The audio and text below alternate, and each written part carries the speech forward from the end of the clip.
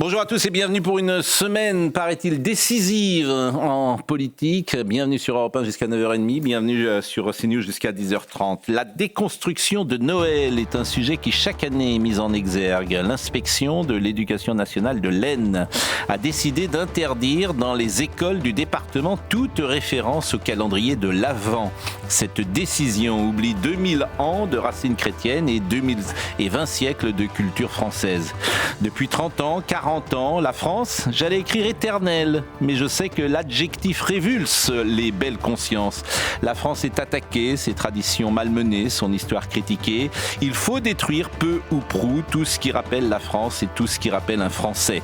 Je suis certain que Madame Genetet, ministre de l'Éducation nationale, dira demain « un Français, ça n'existe pas ».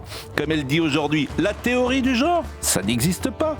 Pauvre pays gouverné parfois par des ministres à la colonne vertébrale de Coquille Saint-Jacques, encore une référence chrétienne. À Saint-Denis, dans le département 93, le maire de la ville, Mathieu Hanotin, ne souhaite plus joyeux Noël à ses administrés.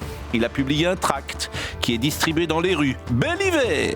écrit-il. Mon Dieu que tout cela est bête, bête et triste. Triste comme ce sapin de Noël dans le 12e arrondissement, fait en bois recyclé, j'imagine, au nom d'une idéologie entre écologie et wokisme. Je vous laisse admirer. Nous sommes le 2 décembre. Aux wokistes, je rappelle que Napoléon fut couronné empereur en 1804 et avant il y eut Austerlitz le 2 décembre 1802. Vive l'empereur, comme on dit à Ajaccio.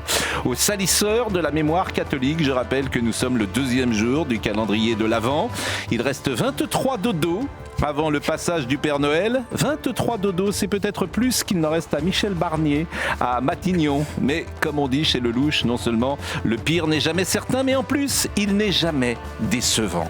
Alors, attendons.